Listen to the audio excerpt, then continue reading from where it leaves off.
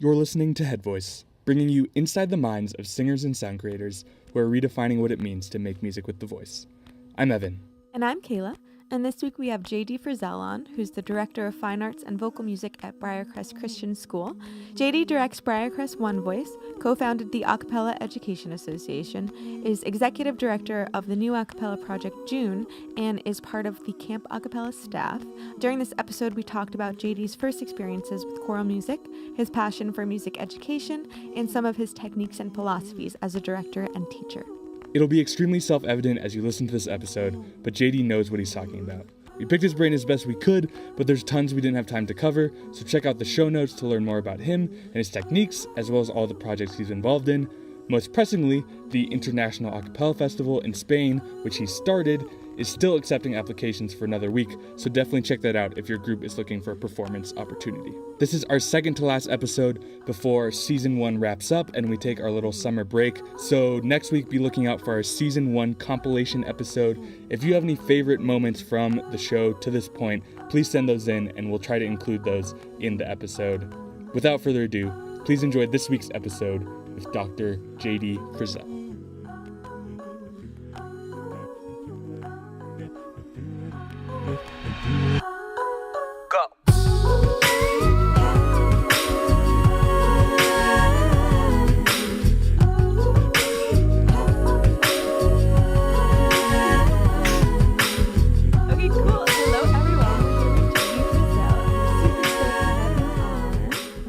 Wanted to start at the beginning, so if you wouldn't mind starting with your life from the beginning and where you're from and how you sort of got into music at a young age. Sure. It's great to be here. Hey guys. I'm from Atlanta, Georgia, and I didn't do music at all until I was a sophomore in high school. Mm-hmm. And some of my friends heard me singing, I think at like a party, and they were like, hey, you should join choir. We need guys. Mm-hmm. There are a lot of girls in there. And I thought, well, okay, I could use all the help I could get at that point. So I joined, and I had no idea what I was getting into, but I fell in love with music. And I had an amazing choir teacher, Allison Crossman, and she just inspired me to love music. And it was obviously something that was really deep within me and I needed to be doing my whole life. I just didn't realize it. So I had to have the hard conversation with my dad to tell him that I was not going to be a surgeon anymore, but that I was going to go into music. So we had the whole well, you're probably going to live in a box under a bridge type of scenario. Uh-huh. Once he got over that and we moved past it, everybody in my family was really supportive. I ended up majoring in music at the University of Southern Mississippi. I ended up doing 2 degrees there, an undergrad in music history and literature, and then a double master's degree in theory and composition, and then in choral conducting. And that's when I ended up getting into the current field that I'm in now. And this is why I tell a lot of my students who say that they'll never teach, you never know. And education is like 90% of the jobs in music. So I was 24 before I thought I wanted to teach. And I had done student teaching at school. I had done a lot of graduate assistantships and things like that. And I was getting done with that master's degree, and suddenly I realized I had to do something. I was ready to be done with school. It had been long enough. And I was looking at the job market, and I did a lot of composition at the time. And there just weren't a million jobs out there for full-time composing. I know that comes as a shock to everybody, but no one tells you these things when you're young. They're just like, you should go for whatever you love and whatever you're great at, which is true. But I needed a job. And so I started looking into teaching jobs. And then it was 2008. And if you guys remember, that was when the stock market crash happened. Yeah. And so all of the school systems were in shambles. No one had any money. And almost every district was under a hiring freeze. They couldn't hire anyone. And so that was really tough. And I ended up it was like mid-June. I didn't have a job, which is very late for a teacher. And I ended up coming up to Memphis and just lucked upon this interview at my current job at Briarcrest here in Memphis. And, they hired me that day, and I haven't looked back. That's been my one and only full-time teaching job, and I've been there now for 10 years. So there it is. Yeah, thanks. Yeah. Teaching maybe wasn't the initial goal, but was it something that you had entertained ever? Like, did you have a seminal teacher that maybe you're like, maybe I could do this at some point? Or was it really just a complete 180? No, I mean, of course, I had like all these amazing teachers and professors along the way who were very inspiring and who were incredible at their craft. And as I watched them work, one after the next, and they were just incredible at what they did, I realized they get a lot of fulfillment out of this. Like, they may not be in front of the stage, they may not be the people singing or the people writing or whatever else, but the role that they're playing is really fulfilling.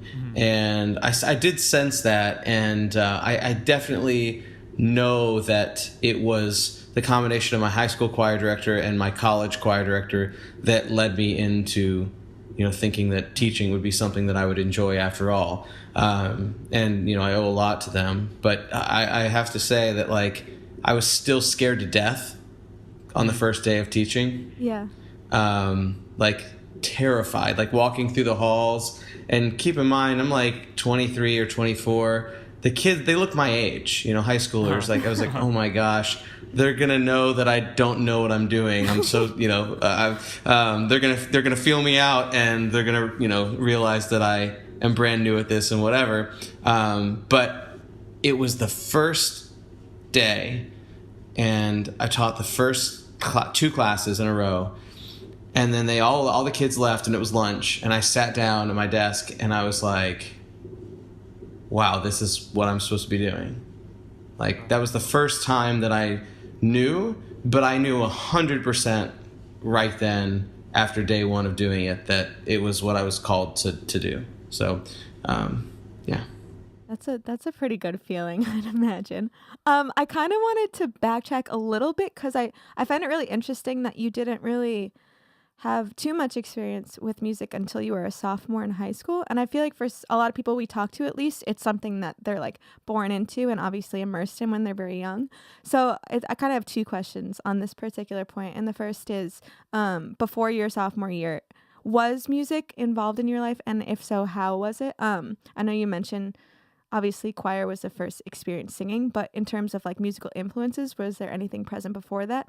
And then my second question is, why do you think, what drew you so much to choral music when you first started experiencing it? What about it made you so enamored? I think the only musical experience I had before choir was singing in the car. But my parents, once I started doing music, they were like, oh no, we knew. They showed me pictures of when I was a little baby and I had a diaper on with a Walkman and headphones on, listening to We Sing tapes. I loved singing, but I didn't do it. I'm so sorry, no one ever talks about We Sing, but I loved it. Oh man, We Sing is the bop. And so, I'd sing in the car, and some people would be like, oh, you're pretty good at singing. I was like, thanks, and then I just keep singing. But no, I mean, it wasn't anything else. I did literally nothing else, nothing formal with music until I was 15, and I joined choir. And I think the reason that choir was so powerful for me right away was that you feel it. Yeah. It's extremely visceral. I mean, when a chord locks and the overtone series, kicks in, you feel that at so many different levels, and the fact that you are also creating the sound that has enabled what you're hearing to come back to you. Yeah.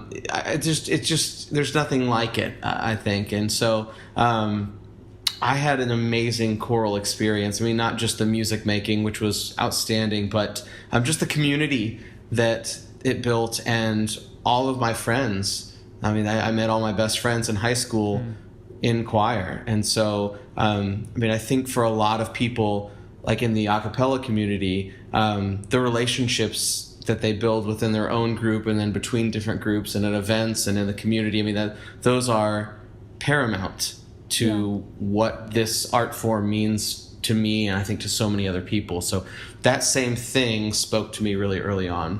Mm-hmm. Yeah, I feel like there's a reason why when you're in choir, like, it's kind of by necessity that you're a choir nerd, right? It's not, people don't just casually sing in choir. I mean, I'm sure that they exist, but I feel for the most part, once you get in it and you're like exposed committed to it, you're like, this is what I'm doing forever. So when you first started, speaking of choir, were you just the choral director, or what was like your official job when you're starting at Briarcrest? So when I first started, yes, I was the high school choir director, and I taught AP Music Theory, and I taught 2 high school choir classes. We had 50-something kids total. It's a big private school, but it's small compared to like a public school. I mean, there are maybe 550 to 600 total students at the high school at any given time. But even then, the choir was pretty small, and that was my job.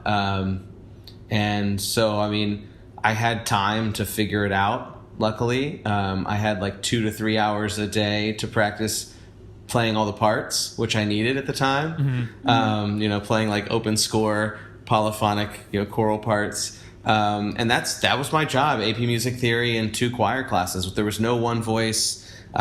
There was nothing like that at that time. Mm-hmm. And so it all built from that. You have probably grown in many ways over the last 10 years. And I think a big thing with music education is obviously your teaching technique, but there's a lot more than that. And I'd imagine there are certain values that you're trying to pass along and instill in your singers. So what sort of things do you try to teach your students, and how has that changed maybe from your beginning years working at Briarcrest to now? I believe very fundamentally in teaching students all of the basic skills that they need to be independent musicians. Mm-hmm. That comes from ear training and music literacy, the ability to see music, read music at sight, hear something, be able to play it or sing it back, be able to analyze the music that they're performing, the music that they're hearing, and understand why they might like it in a certain context. Uh-huh. But while I started very technically, that was like the only thing I focused on was we have to sound really good. Right. And, I stand by that because the students thought they were better than they were, if that makes sense. Mm-hmm. They were very talented, but they weren't necessarily that disciplined. And so I had to teach them a lot in terms of their skill sets. So I had to focus on the technique really early on. Mm-hmm. But over the years, I've taken a more holistic approach. I don't think I've lessened in any way on what I expect technically. In fact, I'm positive that I expect way more of my current students. And I think if I gave like a OneVoice chart to my best students 10 years ago and said, learn this in a day, the same way that we do all of our charts now, they would be like completely flummoxed. So, we have, I think, raised the bar in that way at the school. But the relational aspect has become really the main focus for me. And especially with students of this generation, the human component's important to them. And students don't just trust you and respect you by default. That was the thing, I think, when I was in school and when my parents were in school. You just respected your teachers because that was what you do. But that's not the way it is anymore. And you can argue whether that's good or bad, but it is the way it is. So I have learned that I have to earn students' respect. And I do that by showing them respect and creating an environment in which they can feel comfortable to express themselves and to sing without fear, without fear of failure, without fear of taking a risk, without fear of someone making fun of them. And, that I think is one of the biggest things that has changed about me over a decade, I guess, of teaching. Early on, a lot of the stories about me in rehearsals were like, oh, remember that one time when you hit your head against a music stand and the pencil stuck to your forehead? It was really funny because we couldn't get that one part.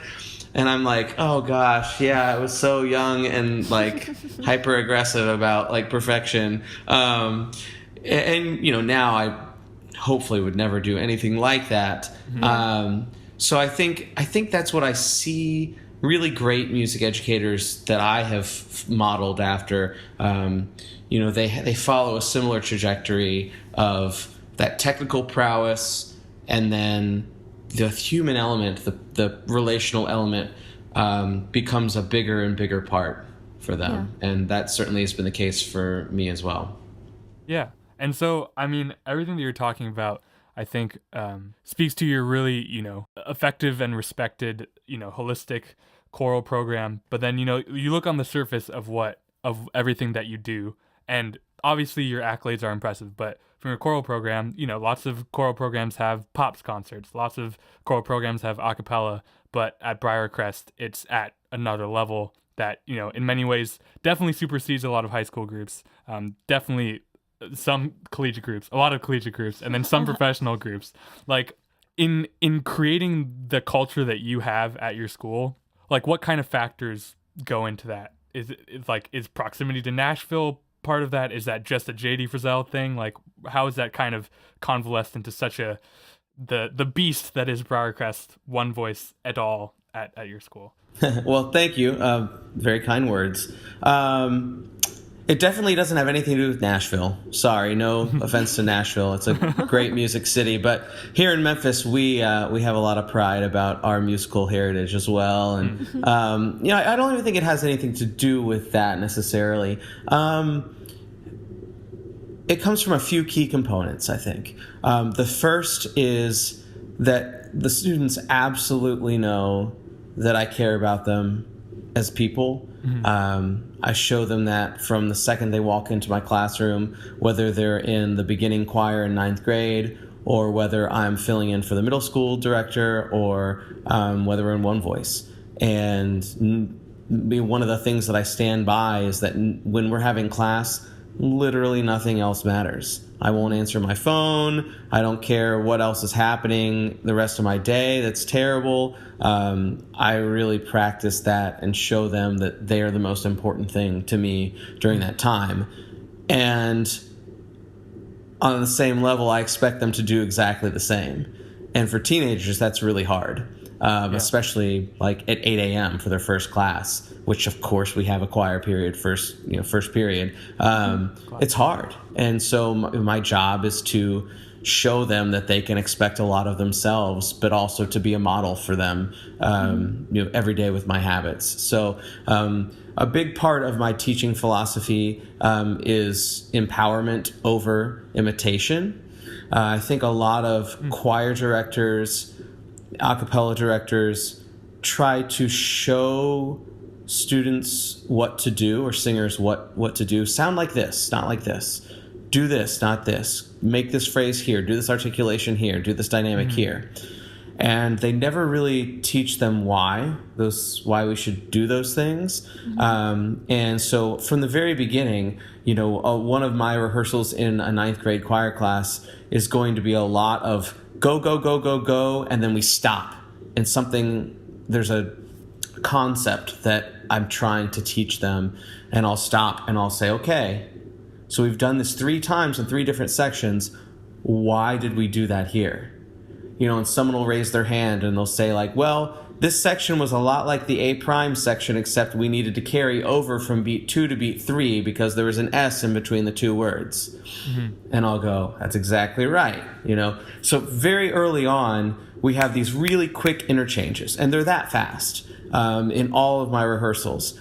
And by the end of the year, my goal is that 99% of the time that I stop in the middle of rehearsing a section, I can literally just look up, and they already know. I mean, in the middle of the year, I'll ask why, but they know that that's the question. So if I'll stop, I look up, people are raising their hand, I'll call on someone, they'll say, we took a breath there, or the placement was still really far back, or whatever it is. And I feel like that empowerment is really important.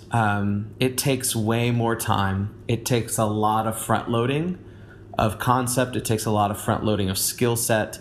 It takes a lot of patience. But I think that's a huge part of it.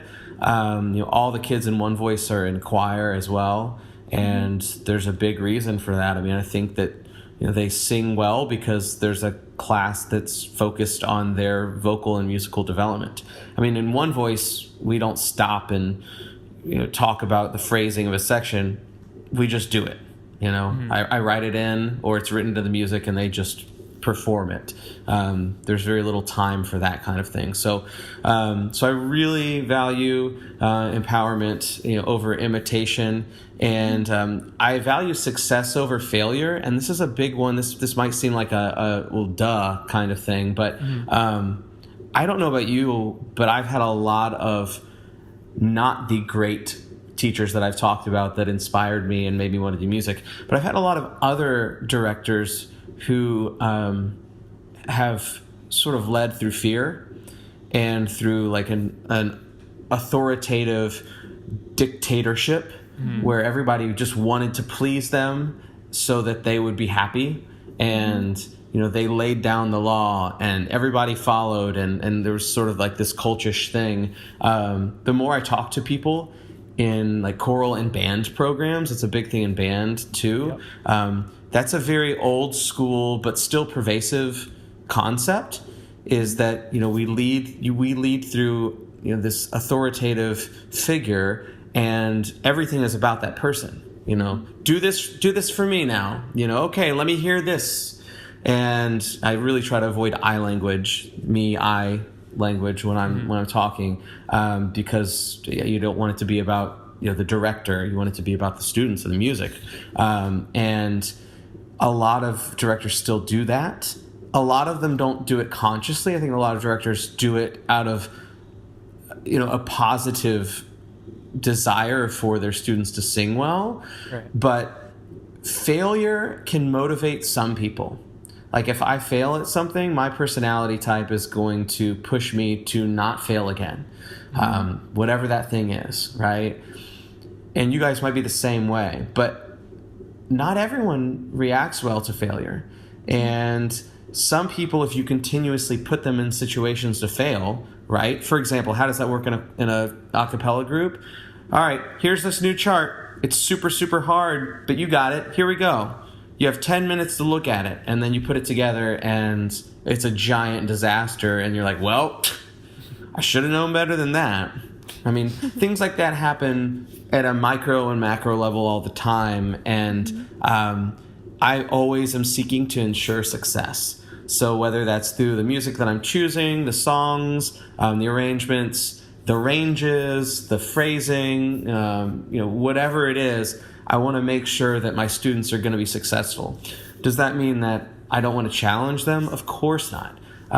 Success is a path, but I'm going to ensure, let's say if we're going to do a piece that's really tough, and we're doing a few this year that are really, really hard, I know they're not going to get it in one day, but I'm going to give them a part of it that they can be successful in, and we will end every single rehearsal with success. Hopefully. It doesn't always happen that way, but my goal is by if the rehearsal ends at 8:50, at 8:49, we've hit that success moment. It's happened. We've put a bow on the musical package, at least for the day. It might be that phrase, it might be that page, it might be that verse, it might be that chorus, but they leave with a lot of momentum.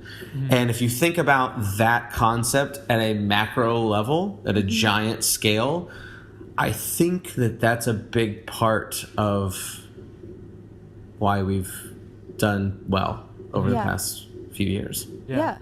I think so much of what you're saying rings true to me, and it's oh yeah, of course, it's very considered. And I wonder how much you feel the age range that you're teaching at is influencing the way that you've kind of, created this way that you do things, because not only are you dealing with changing voices, but you're dealing with changing attitudes and everything that comes with being a teenager and all this stuff. Did this come from teaching high school, or are these things that, expand outward from that as well? I mean, certainly teaching high school forces me to do everything as well as I possibly can, or else it won't be successful. Yeah. If that makes sense. Yeah. In college, I could have a pretty lackluster plan for a rehearsal, and I could still make music happen because the singers had a really high level of skill and discipline. Mm-hmm. But at a high school level, if you don't come in with a good plan, it's going to be a pretty blah rehearsal.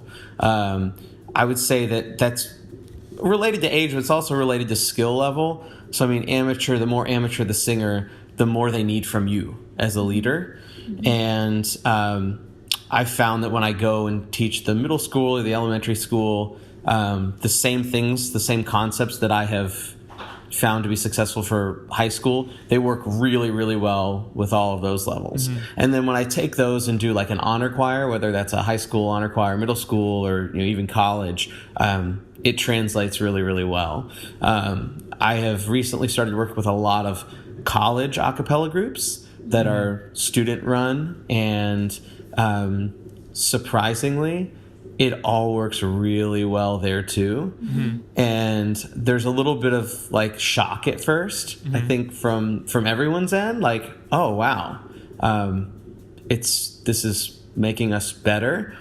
But I think those principles that I was talking about are pretty universal to music making. Yeah. And I think they're gonna be successful for just about anyone. So kind of along the lines of this topic in particular, I think obviously a high school audience, high school students they're obviously in formative years, and they're very creative, and they're trying new things, and life is all over the place. So I'm just curious, what are some of the particular struggles you've seen that this particular group might be dealing with during their times in their lives that might affect their music making? And on the flip side, what are some of the strengths about them and their lives that are affecting their music, and what are some of the strengths that are kind of comparable to seasoned musicians? So, I mean, without telling specific stories about students, when you're a teenager, everything is super, super real. Mm-hmm. And all I have to do is go back and read my high school journal and realize how much everything mattered. Mm-hmm. And I look back on it, it seems super silly. But I think we have to remind ourselves that their experience is their experience. It doesn't matter how young a singer is. That is what they know of life. And I have found by acknowledging that and allowing them to share that in a way that's honest and open and safe within a group, opens them up to being super, super effective as an a cappella ensemble. I mean, I've done it even with, 6th, 7th, 8th graders, and they have a lot of feelings. And I mean, they do. And there are breakups and issues with parents and friends, and that stuff is incredibly important. So not underestimating the value of that has been really important for me to understand as a 35-year-old who has been there, done that, right? Mm-hmm. And so I think because there is a lot going on in high school, there's always something. There's always an issue to work through. Yeah. Even with the best groups that get along better than the others, there are always interpersonal dynamics at play. And so everyone has to be really aware of each other's feelings. Everyone has to be aware of each other's outward signals that they're giving out. And it means that the culture of the group, the strength of the core values of the group, why do you exist? What are you here to do? Questions that I think very few scholastic a cappella groups ever ask of themselves. Those questions become incredibly important. So, that has been something that has helped me as I've dealt with these types of situations with students when they have these super ups and these super downs. And then, of course, they have parents too. And, parents, they have feelings about how things should happen in the group as well. And so that's a whole nother dynamic, to work through. When I've worked with older groups, you would think that it would be way simpler, but it's really not. Like, even when I've worked with adult, like grown-up groups that are either, I've worked with professional groups, I've worked with just like your Cal groups, I've worked with people who just get together and like to sing. And you'd be surprised at how many times they'll be like, well, I just, they'll come over to me after a rehearsal or something and talk about how they don't understand why they don't ever get a solo, or like, this person always looks at me really funny when I sing this part and I don't like it. I don't understand. And we're talking about like 50-year-olds. I think human nature is the same. It's very similar across all ages, all time spans and generations. And it comes back to me to being respectful of everyone's life experience and being open to what their story is, where they're coming from, and accepting that and welcoming them into the group, for wherever that is. And then having those core values as an a cappella ensemble is paramount. You have to have them. And why are you singing? Why are we getting together every week? It's not just to learn these pop charts and sing them. There has to be more. And if there's not, that's typically when I found the groups that are really struggling. And there are a lot of them. I talk to directors all the time who'll hit me up on Facebook or email or text or whatever. I'm dealing with this. How would you deal with it? And, a lot of times when we start pulling away the layers of the issues, at the core of it is that they don't really know as a group what they're doing and why they're doing it. So that would be my encouragement to anyone dealing with something like that, is to go back to the very deepest level of why the group is there and why you're there as the director. What I'm hearing from what you're saying is like a very big, emphasis on listening and hearing people, regardless of age, regardless of experience. And I think that kind of, for me, ties nicely into another aspect of your foundational philosophies, which to me seems like that you want to be a giver, that you're a person who wants to give back in some way, whether that's, through philanthropy or different things that you've started. And we can't, unfortunately, in an hour podcast can't go through every single thing that you've started, but, through whether it's, the AEA or June or Camp Acapella or the Italy thing that you're doing, like there's so many things, but like there's clearly a desire to give back to performers and the community and groups and things, and like being a teacher is hard enough. Like how do you have the energy to do that, and why do you have the energy to work on projects like that? So part of it, we have to go back to the very beginning, that story about me getting into music. There's a part I left out. In between my undergrad and master's, I spent 8 months at home, and I worked at a tire store. And I worked for my dad's chemical cleaning company. I cleaned like cooling towers on roofs of buildings like Sears and Kmart's and stuff. And I wasn't doing music for 8 months, and I was the most miserable I've ever been. And I'll just never forget, like, it was such an important part of my life, and I would go into these buildings and talk to people, and they knew nothing about me. I was just the guy that cleaned the cooling tower. And for 8 months, day after day, I wanted so badly to make music. And I think having the loss of that for such 8 months is not the longest time, but when you really love something, it is a long time. Yeah. Yeah. Okay. You feel me? Yeah. So it's a long time. So I got you. Oh gosh. Okay. And I had a lot of, just crummy jobs, and that's great. I often encourage musicians to get jobs that just require them to work and make money, because it gives you perspective.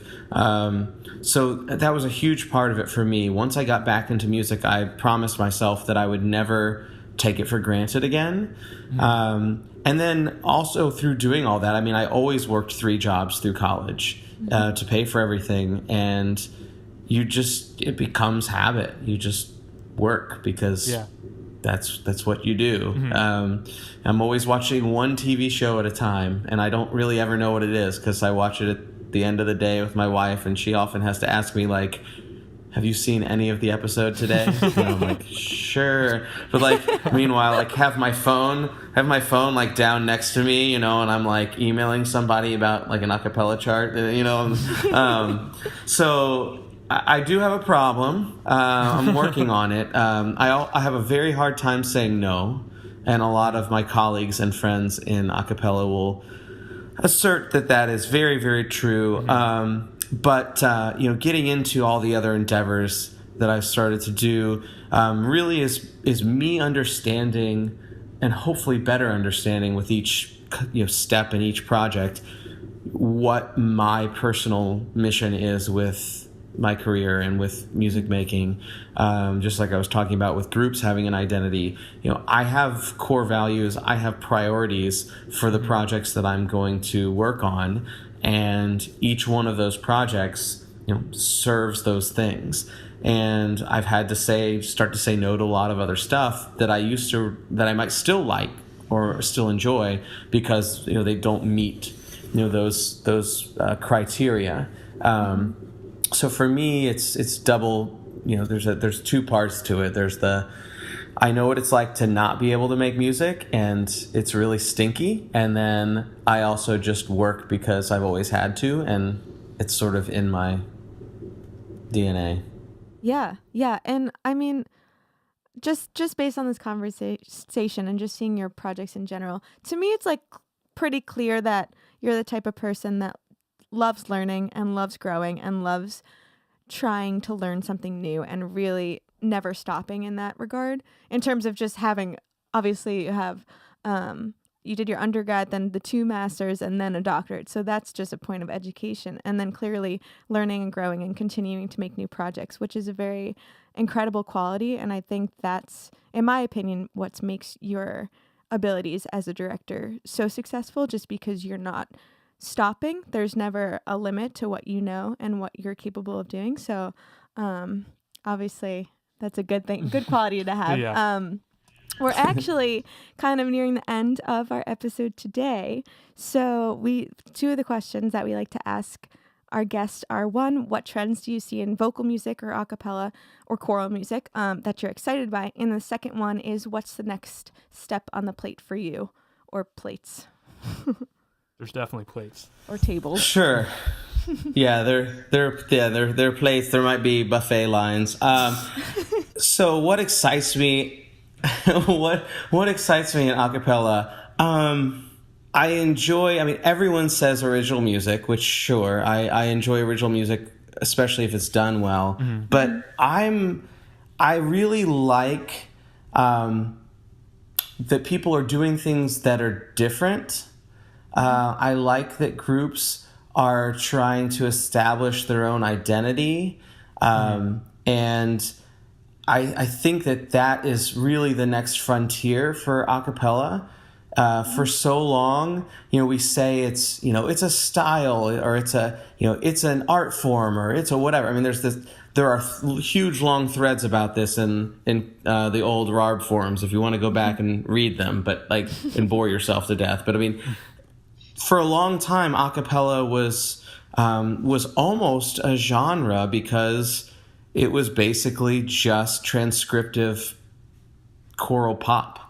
And a lot has changed over the years, and you have these seminal groups that shape people's expectations to be so different. I mean, I will never forget listening to Aurora Bioluminescence, for example, and just sitting back and going, oh my gosh, right? Or hearing them live for the first time, which was before that, but I just, you're like, oh, that can be a thing. Or I'll never forget hearing the Boxettes or Fork at SoJam, and you're like, wow, that doesn't sound like any vocal music I've ever heard. Yeah. The problem I had for a long time was that most of the innovation seemed to be coming from European groups.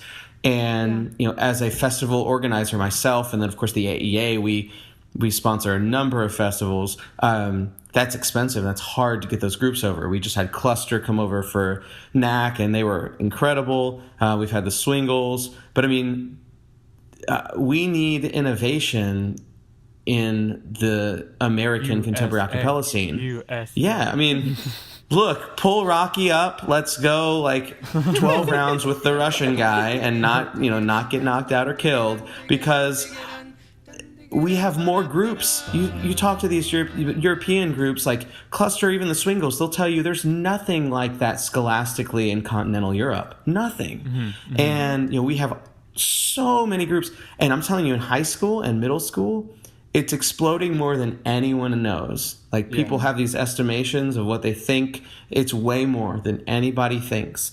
These groups just live in their own insulated space right now, and they haven't been pulled into, our acosphere. And so, I really, really hope that what we will see is this residual effect from raising the bar from the earliest level. There are even elementary a cappella groups. I hope Lisa Marion start one last year, 2 years ago. I forget when that was. She's doing an incredible thing with that. And now she's not the only one. There are others, right? But high school a cappella, look back to 6-7 years ago. I look back to the first albums that I did, and I'm like, oh, wow, that was like that. Got a car nomination or something like that wouldn't even crack the surface now. So that has really pushed the envelope. College now is pushing the envelope. I look at a lot of college groups, and I don't see people who just came in and they're like good singers and somehow like get pulled into a group. There are college groups filled with all music majors who all were in top flight high school a cappella groups. Yeah. And so the technical level, the artistic level of expression and just what they expect out of their group is much higher as a whole than, I think even 10 years ago. But what I have yet to see, and this is why we started June, what I've yet to see is that translate into anything beyond college. And the reasons are multifold, but a lot of it has to do with non-musical elements. A lot of it has to do with the business side and the branding and the marketing and having an agent and building your sound and your identity as a group and doing something that's unique in the space. And so I'm hoping that with June, if nothing else, every year I can be a part of creating a very unique, very high-level professional group that can carry themselves on their own and has a support system. The June nonprofit group has all these people on the board and on the leadership team who are like the best at what they do. And so hopefully I can play a small role, and our team can play a small role in making a cappella, I don't know if you want to say weird, but just making more professional groups, because we're running out of them. They're dying off very quickly. And, any of them, if you talk to them, it's hard. It's very, very hard. So we're trying to do that with June. So I think that's the thing that I see some of. I see that the level of technical prowess and singing getting better and better. Every year, the ICHSA finals and ICCA finals, the level seems to get higher and higher and higher and higher and higher. Right. At NAC, we've seen the same thing. You look at festivals all over the country, and that stays the same. It just keeps getting better and better.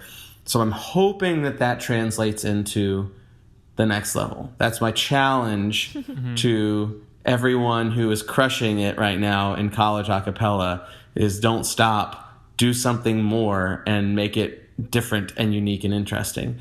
What was your second question? Sorry, I got just way off on that one. No, that was great. That was awesome. What's next on the plate for you? Oh gosh. Okay. So we have the June starts in like a month and a half. A month, a little over a month.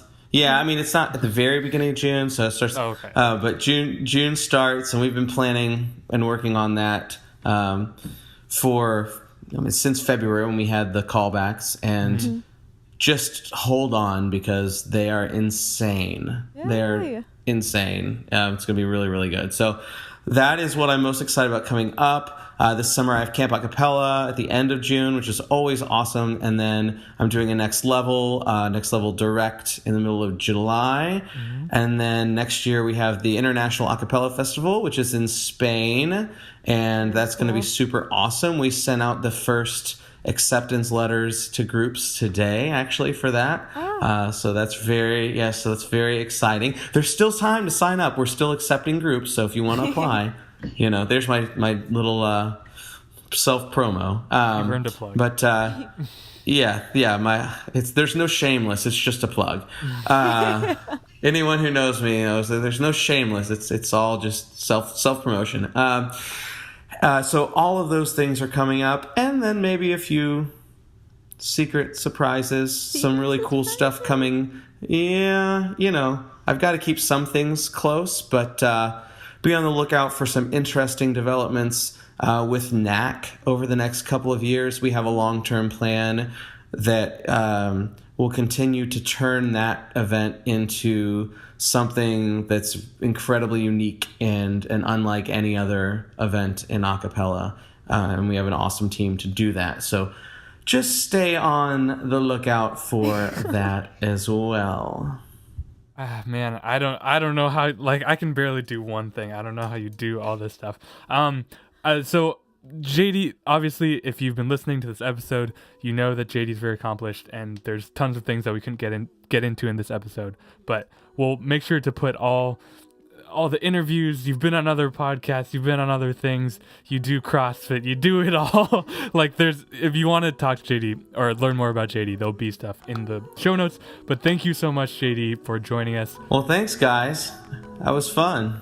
There can easily be a full another 5 episodes of JD Frizzell and Head Voice. So thank you for coming on, and we hope that you join us next week for a new episode of Head